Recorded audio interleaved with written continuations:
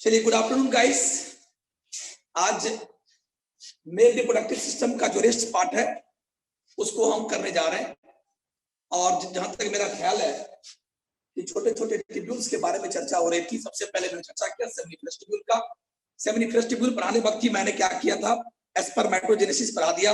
और स्पर्मेटोजेनेसिस से संबंधित 3 टर्म का मैंने डील किया, स्पर्मेटोजेनेसिस, स्पर्मियोजेनेसिस और स्पर्मिएशन, क्योंकि ये क्वेश्चन बहुत ही इंपॉर्टेंट है फॉर द नीट, इसलिए मैंने बताया भी था। उसके बाद मैंने बताया एरेटिक टेस्टिस क्या है, भास इफ्रेंसिया क्या है। देन आफ्टर आज हम लोग को डील करना है एपिडिडाइमिस क्या है। बस एक लाइन का है। एपिडिडाइमिस का पूरा तो आपको याद ही है।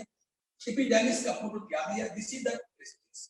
और टेस्टिस के ऊपर क्या रहता है, टेस्टिस के ऊपर ऐसे करके बना हुआ रहता है ना।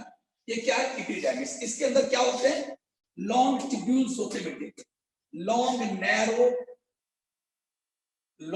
Narrow closed end coiled tubules. और यहां जहां से खत्म हुआ वहीं से क्या शुरू होता है बेटे, भास डिफरेंस, है ना। ये सब तो आप लोगों को बता ही दिए थे, बस आज मुझे 2 लाइन लिखना है। चलिए, एपिडाइमिस क्या है, इट इज मास ऑफ, यानी ऐसा लगता है कि उसमें बहुत सारे ट्यूब्यूल्स वहां रखे हुए हैं, उसका क्या मास है। It is the mass of, it is the mass of long, लंबा ट्यूब है, देखो यहां से शुरू हुआ ऐसे करके, लॉन्ग नैरो क्वाइल्ड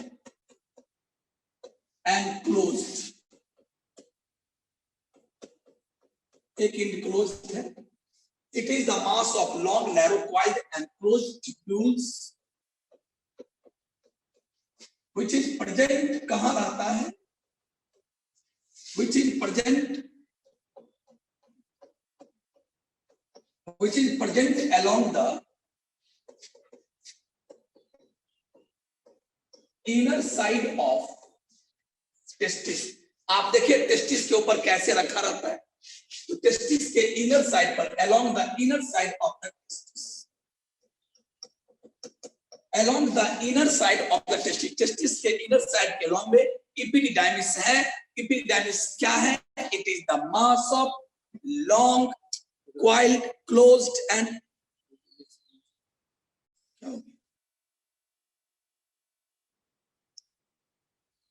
क्या हुआ, बहुत देर से मछली किया था, उसमें क्या क्या कुछ हाल था, क्या दिखा, क्यों स्क्रीन शेयर करते हो, वाई आप सेटिंग में नहीं गए थे क्या। और ये क्या spotlight, it is, sorry for interruption यार, it is the mass of long narrow wide and closed tubules which is present along the inner side of the testis, that is the epididymis. Repeatedly I told you, कितनी दफा मैंने epididymis के बारे में बताया होगा, जब से मैंने मेल रिप्रोडक्टिव सिस्टम शुरू किया मैंने कितनी बार बताया। आज फाइनली मैंने लिखा, यही तो एपिडाइमिस है। एपिडाइमिस के 3 पार्ट होते हैं। ऊपर का पार्ट ब्रॉड होता है, चौड़ा, बीच का पार्ट थोड़ा नैरो, नीचे का पार्ट और भी नैरो, संकीर्ण, पतला। तो ऊपर वाले पार्ट को हम लोग क्या बोलते हैं, हेड, यानी कैपुट ऑफ द एपिडाइमिस। बीच वाले को बॉडी, कॉर्पस, नीचे वाले को टेल यानी कॉडल। तो मित्रों, एपिडाइमिस के 3 part. Epididymis has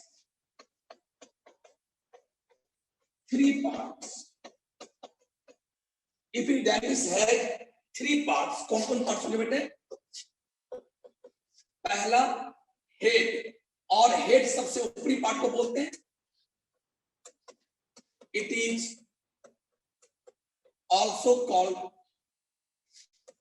caput epididymis. Caput epididymis. दूसरा क्या बेटा, बॉडी। दूसरा क्या है, body. Body of the epididymis, इसको क्या बोलते हैं? तो गर्मी काफी है, इस काम भी नहीं कर रहा।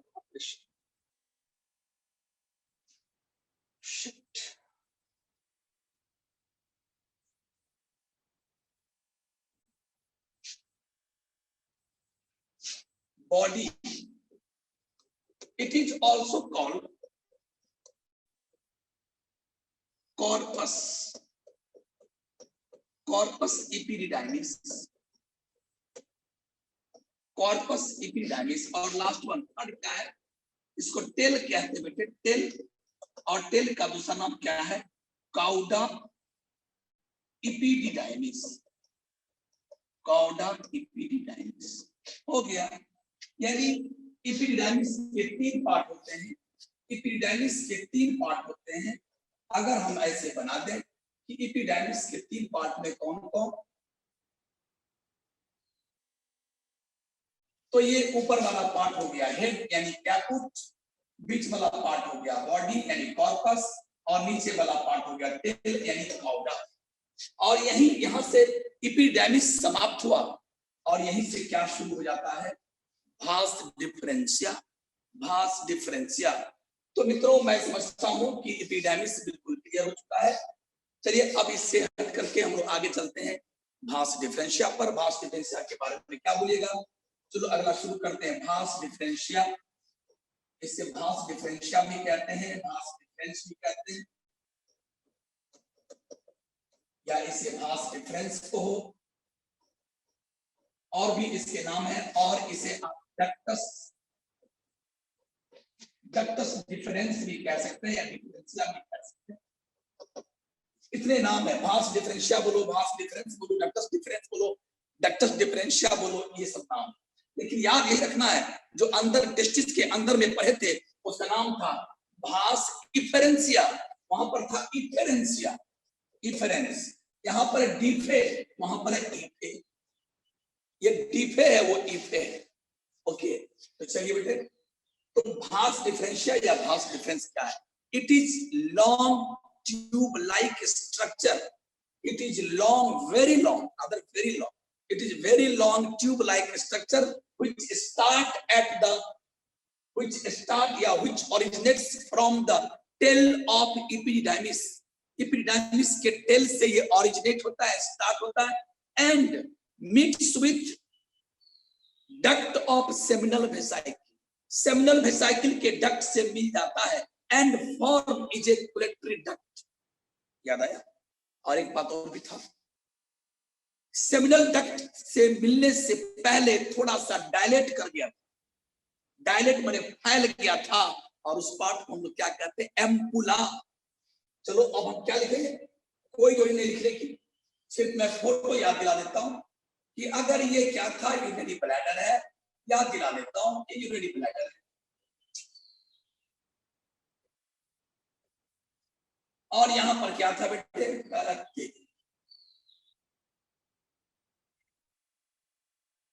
चश्मा मैंने लिया, बहुत टेंशन, दिखता नहीं।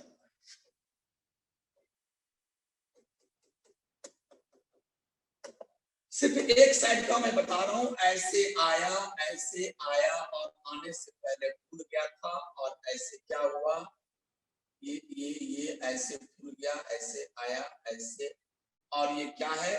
Seminal vesicle, seminal vesicle. इसका नाम क्या? Ejaculatory duct. उसी तरह से यहां से आया,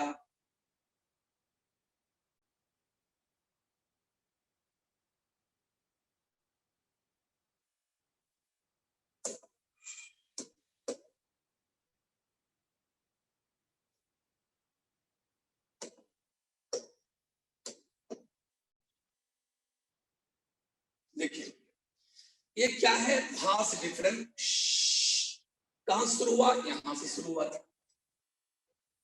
और ये आ रहा आया, और यूरिनरी ब्लैडर पर लूपिंग किया, बनाया, ऐसे आया, और ये आते थे आया, और बोला आओ भाई, सेमिनल, सेमिनल वेसाइकिल के डक्ट को बोला आओ आओ, हाथ मिलाते हैं, दोनों हाथ मिलाते हैं।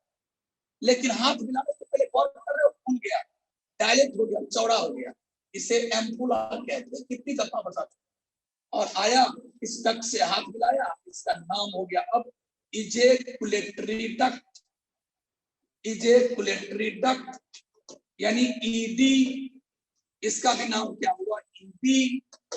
ये भी इधर से आया, एक left and right, left and right. तो दो इजेकुलेटरी डक्ट भी होंगे, दो भास डिफरेंशिया भी होंगे, दो सेमिनल वेसिकल भी होंगे, है ना। तो इस तरीके से आप समझ गया कि भास डिफरेंस क्या था। एक लंबा ट्यूब था जो टेस्टिस के टेल से स्टार्ट होता है और सेमिनल वेसिकल के डक्ट से मिल जाता है, और अब इसका नाम हो जाता है इजेकुलेटरी डक्ट। और ये इजेकुलेटरी डक्ट कहाँ हो जाता है, ये यूरेथ्रा है। यूरेथ्रा का कौन पार्ट, प्रोस्टेटिक पार्ट। यहाँ से लेकर के यहाँ तक क्या है, प्रोस्टेटिक पार्ट ऑफ यूरेथ्रा है, उस पे जाकर के खुल जाता है। समाप्त। चलिए आगे की बात करते हैं। इजेकुलेटरी डक्ट, ये भी आपने देख लिया। इजेकुलेटरी डक्ट कितने संख्या में है, ये कितने बेटे, ये भी दो है, संख्या में दो है, एक लेफ्ट एक राइट। कैसे बनता है, it is made by the fusion of two types of duct, Bhasa differentia and duct of seminal vesicle. Bhasa differentia and duct of seminal vesicle के मिलने से क्या बनता है, ejaculatory duct. Ejaculatory duct ED. समाप्त। कहां खुलते हैं, प्रोस्टेटिक यूरेथ्रा। आगे चलते, ये भी समाप्त। आगे चलिए यूरेथ्रा की बात कर ले। यूरेथ्रा के तीन पार्ट होते हैं बेटे, यूरेथ्रा के तीन पार्ट होते हैं, और यूरेथ्रा की लंबाई कितनी होती है वो देख लीजिए। फीमेल में 4 सेंटीमीटर, 4 सेंटीमीटर इन फीमेल, और मेल में कितना होता है बेटे, 18 से 20 सेंटीमीटर इन मेल।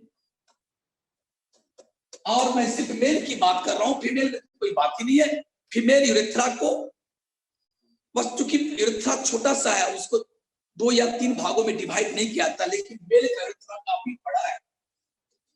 कितने स्ट्रक्चर से होकर ये पास करता है, इसीलिए इसको कितने भागों में बांटा गया, 3 भागों में बांटा गया। जो प्रोस्टेट के अंदर से पार कर रहा है उसे प्रोस्टेटिक यूरेथ्रा, इसे प्रोस्टेटिक यूरेथ्रा। जो पेनिस से होकर पार करता है उसे पेनाइल यूरेथ्रा। कितनी बार बोलिए, बस एक नॉर्म पूरा कर रहे हैं। और बीच वाले का नाम मेम्ब्रेनस, मेम्ब्रेनस यूरेथ्रा। मित्रों एक एक क्वेश्चन पहले कर लो। क्वेश्चन ये है, नीट के क्वेश्चन क्या है कि ये 18 से 20 सेंटीमीटर का जो यूरेथ्रा है मेल में, और इसको आपने 3 भागों में बांटा। इसमें जो सबसे लंबा कौन है, सबसे लंबा कौन है, 14 से 15 सेंटीमीटर लंबा, यानी लॉन्गेस्ट यही है। तीनों पार्ट में से लॉन्गेस्ट पार्ट कौन है, तो क्या बोलोगे, penile urethra, 14 to 15 cm long. सबसे छोटा कौन है, 1 सेंटीमीटर का होता है, सबसे छोटा, स्मॉलेस्ट पार्ट। सबसे चौड़ा पार्ट कौन है, ये 4 से 5 सेंटीमीटर, कहीं कहीं 3 से होता है, 3 से 4 सेंटीमीटर होता है। ये क्या होता है, वाइडेस्ट पार्ट, सबसे चौड़ा। ये भी क्वेश्चन हो गया, वाइडेस्ट पार्ट, सबसे चौड़ा पार्ट। ये भी क्वेश्चन, ये भी क्वेश्चन, ये भी क्वेश्चन। वाह, हो तो गया। तो आपने देखा 3 पार्ट, और सब कुछ आपको याद आ ही रहा है। अब इसमें करने की कोई आवश्यकता नहीं है, फोटो करने की आवश्यकता नहीं है, हम समझते हैं। चलिए, फोटो करने की कोई आवश्यकता नहीं है, सब कुछ याद है। अब आगे की बात करते हैं। कितनी बार मैं पढ़ा चुका हूं, है ना। वैसे आप देखना चाहे तो देख लो, ऐसे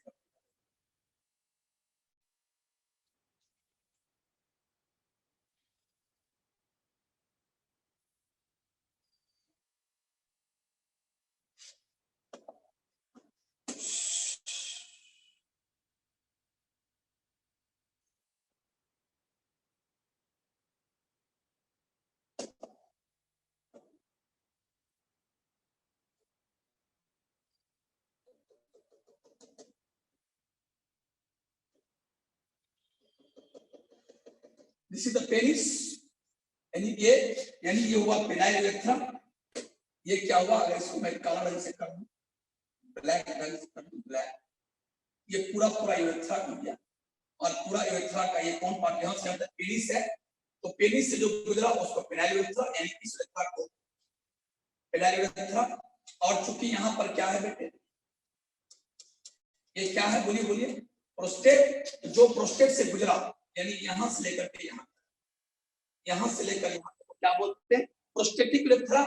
और बीच वाला पार्ट क्या हो गया, ये मेम्ब्रेनस यूरेथ्रा।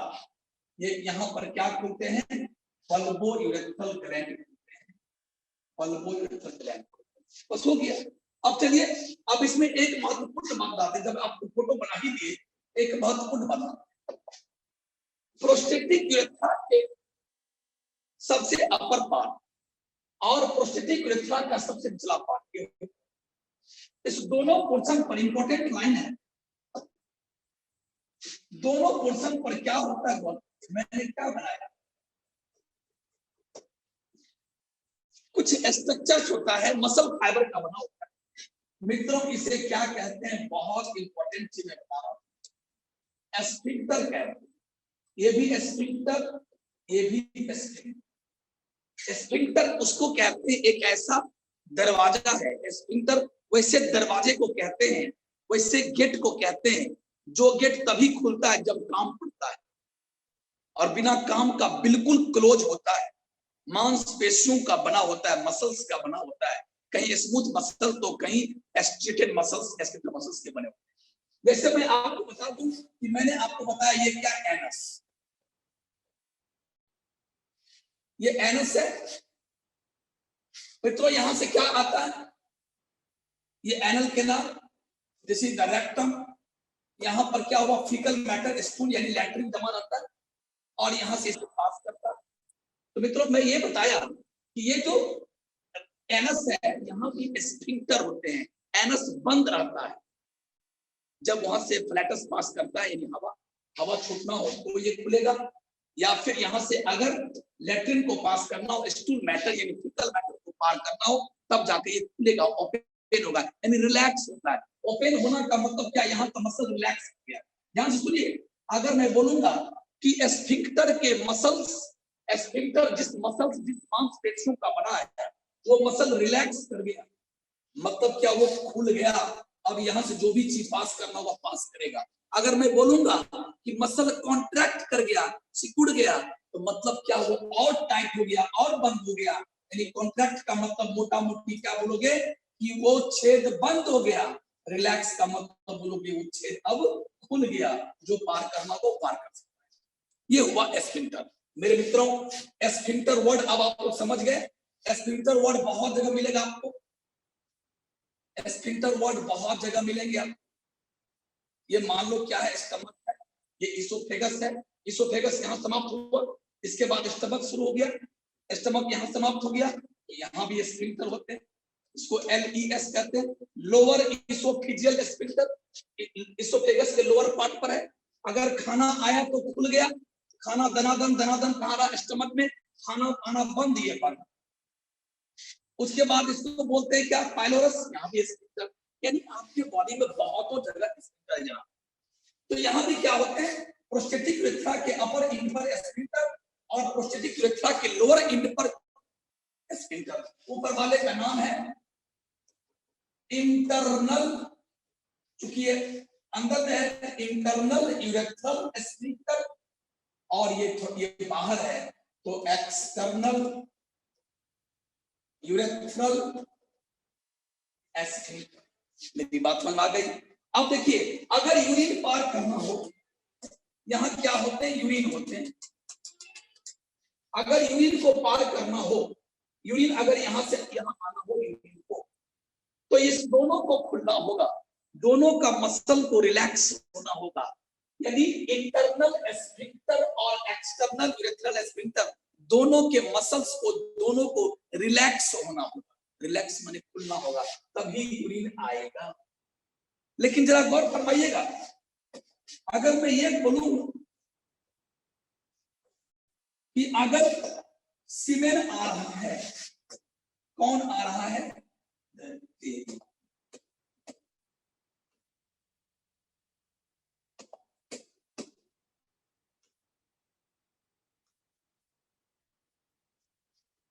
क्योंकि टेस्टिस में क्या बना, स्पर्म बना, कैसे कैसे भास डिफरेंस से होकर आया, कैसे यहाँ इजेक्टेड से बना।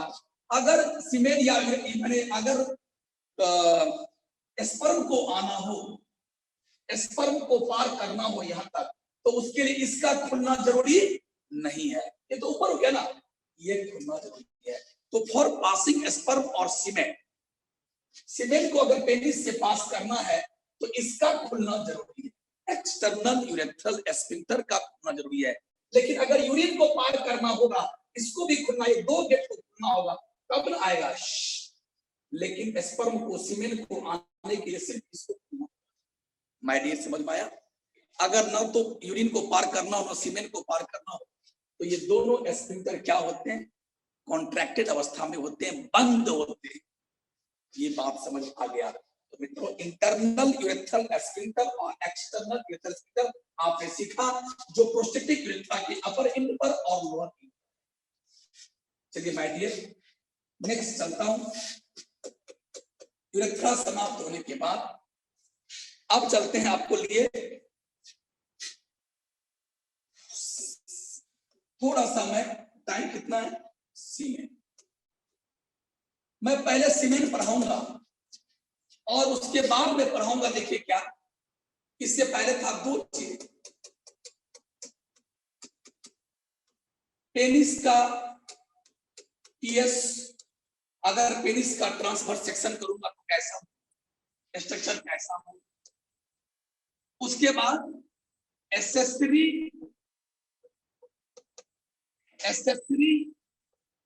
Male reproductive glands, male reproductive glands,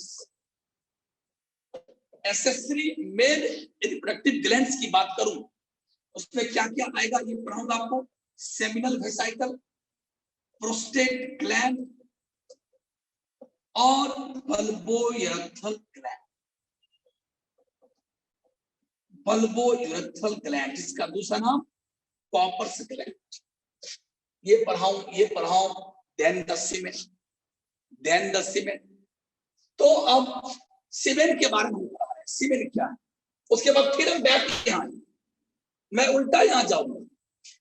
आप लोग सुने हैं कि सेक्सुअल इंटरकोर्स जब होता है, मेल और फीमेल में सेक्सुअल इंटरकोर्स होते हैं, तो मेल के पेनिस से होकर कुछ गिरता है, कुछ लिक्विड टाइप का, कुछ फ्लूइड टाइप का कुछ गिरता है, फीमेल जेनिटल ट्रैक्ट में, वेजाइना में चला जाता है। वो क्या गिरता है, वो क्या है, उसी को सीमेन कहते हैं। मित्रों, ये सीमेन, बार बार सीमेन बोल रहा हूं, जो पेनिस से सीमेन बाहर आता है, तो हम लोग इसे क्या कहते हैं, इजेकुलेशन। तो अभी मैं आपको दो टर्म बताऊंगा, इजेकुलेशन एंड इमिशन, दो वर्ड बताऊंगा। दोनों बहुत ही मतलब आपके लिए कंफ्यूजिंग वर्ड्स है, अभी समझ जाओगे, बाद में फिर कंफ्यूज कर जाओगे। तो दोनों को डिफरेंशिएट करना जरूरी है। इजेकुलेशन क्या हुआ, इमिशन क्या हुआ, ये दोनों सेक्सुअल इंटरकोर्स के वक्त क्या होती है घटना, वो बताना होगा। उससे पहले आप सीमेन कर दो। तो अभी अभी आपने डायग्राम में क्या देखा, डायग्राम नहीं बना होगा तो मैं दिखाता हूँ, है कि नहीं बना होगा, दिखा दिया। यस, ये हो गया सिमिलर वेसिकल्स, और यहां पर भी तो वाहिद। चलिए, यहां से क्या आ रहा है बेटे, जल्दी बोलो, स्पर्म। फटाफट सुनो, टेस्टिस का बना हुआ स्पर्म यहां आ रहा है, टेस्टिस का बना हुआ स्पर्म यहां आ रहा है। जैसे स्पर्म आया, सेमिनल वेसिकल भी कुछ फ्लूइड को निकालता है, सेमिनल वेसिकल कुछ फ्लूइड निकालता है, और वो फ्लूइड कहता है, अरे स्पर्म ठहरो भाई, अरे स्पर्म ठहरो भाई, कहां जा रहे हो। बोलता जा रहा हूं फीमेल जेनिटल ट्रैक्ट में जा रहा हूं, वेजाइना जा रहा हूं। बोलता यार हमको भी साथ कर लो, हमको भी साथ कर लो। दोनों साथ हो लिया, यानी इसका फ्लूइड और स्पर्म साथ हो लिया। कहां आ गया, इजेकुलेटरी डक्ट में, नीचे यहां पहुंच गया।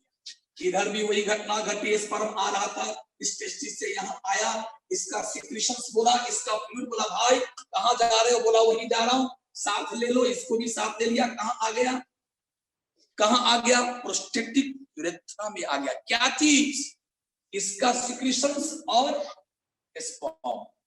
प्रोस्टेट ने कहा, ये प्रोस्टेट है बेटा लाल वाला, ये पूरा प्रोस्टेट ग्लैंड एक होते हैं मेल में। प्रोस्टेट ग्लैंड ने कहा, अरे भाई तुम लोग कहाँ जा रहे हो इतने खुशी से? बोलता हूँ फीमेल जेनिटल ट्रैक्ट में जा रहा हूँ, वेजाइना में जा रहा हूँ। अरे अरे यार हमको भी ले लो। किसको ले लो? यानी प्रोस्टेट ने कहा कि हम भी कुछ फ्लूइड निकालते हैं, उसे भी ले जाओ।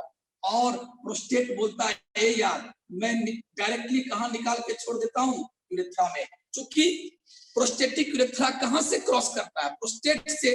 तो प्रोस्टेट के बीचों बीच कोई नाला क्रॉस कर रहा है, तो प्रोस्टेट को क्या चिंता, जितना कुछ निकालना हो निकाल निकाल के सिक्रीट कर दो, फ्लूइड को निकाल निकाल के इसमें डाल दो, और सब फ्लूइड को निकाल निकाल करके प्रोस्टेटिक डक्ट बोलते हैं इसको, प्रोस्टेटिक डक्ट नाला। उस नाला से प्रोस्टेट ने क्या किया, कुछ कुछ सब्सटेंस बना के मेन सब्सटेंस इसको डाल दिया कहाँ, यहाँ पर। बोला स्पर्म भाई घबराना मत, हम जो दे रहे हैं ना। प्रोस्टेट ने कहा स्पर्म भाई घबराना मत, हम जो भी चीज डाल रहे हैं और मैं बोल रहा हूँ कि मेरे चीज को ले जाओ, साथ में बहुत लाभ होगा, ले जाओ, खाने पीने की वस्तु है, बहुत सारी चीज है, ले जाओ ना। खुशी खुशी स्वीकार कर लिया। अब कितने साथी हो गए यहाँ, टेस्टिस से स्पर्म, सेमिनल वेसिकल का फ्लूइड, प्रोस्टेट का फ्लूइड, 3 चीज हो गया। जैसे यहाँ आया बल्बो यूरेथ्रल, बोला ए भाई कहाँ जा रहे हो, झुंड के झुंड जा रहे हो? बोला वहीं जा रहा हूँ फीमेल जेनिटल ट्रैक्ट में। बोला भाई मेरे चीज को ले लो ना। और इसने भी कुछ फ्लूइड निकाला और इसके फ्लूइड को भी साथ ले लिया। मित्रों अब कितने हो गए, अब 4 हो गया। टेस्टिस का स्पर्म, सेमिनल वेसिकल का सिक्रीशन, उसके बाद प्रोस्टेट का सिक्रीशन, बल्बो यूरेथ्रल ग्लैंड का सिक्रीशन, चारों मिल गया और आगे की तरफ बढ़ना शुरू कर दिया। इसी चारों के मिलन को, कंपोजिशन को, मास को, ग्रुप को, कलेक्शंस को क्या कहते हैं, क्या कहते हैं, सीमेन कहते हैं। यानी बेटे सीमेन किसे कहते हैं? It is the collection, it is the collection of, it is the collection of, देखो पहला secretions of seminal vesicle, seminal vesicle प्रोग्रेटेशन। उसके बाद क्या लिख रहा हूं, secretions of prostate gland, और बेटे में तीसरा क्या लिख, secretions of bulbourethral gland, bulbourethral gland, इसका दूसरा नाम कॉपर्स ग्लैंड, और चौथा sperm of testis, sperm of testis. यानी सीमेन क्या है, आज के बाद अगर एग्जाम में क्वेश्चन आता है 12वीं के बोर्ड में या फिर नीट में क्वेश्चन आता है कि नीचे दिए गए में से कौन सीमेन में नहीं आता है, ये याद रहेगा तब तो। यानी semen is the collections of secretions of seminal vesicles, secretions of the prostatic gland, secretions of the bulbourethral gland and sperm of testis। समझ मेरे मित्रों, अब आप इतनी बात समझ गए सीमेन। अब मैं बताता हूं 2 टर्म जबरदस्त, नीट के लिए सुपर डुपर हिट सवाल, नीट के लिए सुपर डुपर हिट सवाल। नीट के लिए क्या, आप देखिए मैं बता रहा हूं इजैकुलेशन क्या है, इजैकुलेशन क्या है। मित्रों जब सेक्सुअल इंटरकोर्स होता है, सेक्सुअल इंटरकोर्स, तो सेक्सुअल इंटरकोर्स में क्या हुआ, पेनिस इरेक्ट हो गया, पेनिस टाइट हो गया। और सेक्सुअल इंटरकोर्स के 2 नाम और भी हैं, क्वाइटस, इसे क्वाइटस भी कहते हैं, इसे पॉपुलेशन भी कहते हैं, पॉपुलेशन। सेक्सुअल इंटरकोर्स क्या है, वेजाइना से होकर पेनिस का to and fro motion, to and fro motion, आगे पीछे का जो मोशन होता है वेजाइना में पेनिस का, this is called sexual intercourse.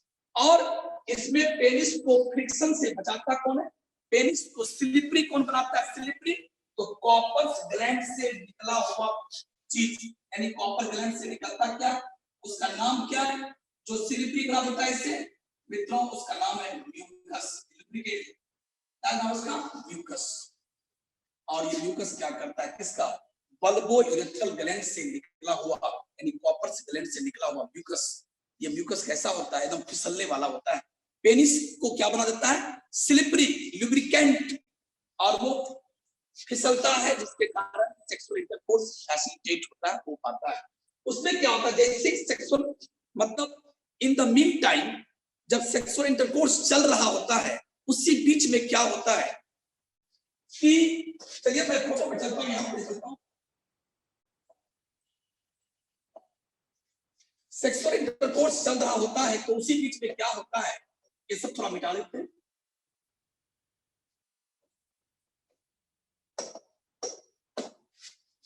कि ये सीमेंट सब कहां चला आया, प्रोस्टेटिक यूरेथ्रा। प्रोस्टेटिक यूरेथ्रा में सीमेंट चला आया। जिस समय सेक्सुअल इंटरकोर्स हो रहा होता है, उसी बीच में क्या होता है कि सीमेंट सब कहां चला आता है, प्रोस्टेटिक यूरेथ्रा में चला आता है। और प्रोस्टेटिक यूरेथ्रा में अगर सीमेंट आ जाए तो इसे क्या कहते हैं, इसे इमिशन कहते हैं। क्या कहते हैं इसे, इमिशन, इसे ही इमिशन कहते हैं। लेकिन जैसे ही सेक्सुअल इंटरकोर्स अब फिनिश होने वाला है, समाप्त होने वाला है, उस वक्त क्या होता है, just at the time of finishing off, यानी at the finishing point of the sexual intercourse, penis से बाहर निकल जाता है क्या चीज, सीमेन। जो सीमेन यहां तक पहुंच चुका था, सबको साथ लेते हुए पेनिस से बाहर चला आता है, और फीमेल जेनिटल ट्रैक्ट यानी वेजाना में क्या चला गया, पेनिस से क्या बाहर निकल गया, सीमेन। और पेनिस से बाहर अगर निकल गया, इसको क्या बोलते हैं, इजैकुलेशन। इसे क्या कहते हैं, ejaculation. During the sexual intercourse अगर सीमेन चला आया प्रोस्टेटिक यूरेथ्रा में, इसे इमिशन कहते हैं। और जब पेनिस से बाहर निकल गया सीमेन, तो इसे इजैकुलेशन कहते हैं। याद रखिएगा। ऑर्गेज्म क्या है, ऑर्गेज्म क्या है, बहुत इंपॉर्टेंट है ऑर्गेज्म। ऑर्गेज्म का मतलब होता है, ऑर्गेज्म मेल और फीमेल के अलग अलग होते हैं। मैं मेल का बता रहा हूं। मेल में ऑर्गेज्म क्या होता है, खुशियां, एक प्लेजरेबल मूवमेंट, फीलिंग्स। क्या होता है ये orgasm, orgasm just before the, यानी इजैकुलेशन से जस्ट पहले, इजैकुलेशन से जस्ट पहले, यानी पेनिस से जो सीमेन गिरता है उससे जस्ट पहले एक खुशी, आनंददायक फीलिंग्स महसूस होता है मर्दों को, मेल को। उसी को क्या कहते हैं, उस मोमेंट को, उस क्षण को, उस खुशियां को क्या कहते हैं, ऑर्गेज्म कहते हैं। It is the pleasurable movement just before the ejaculation during the sexual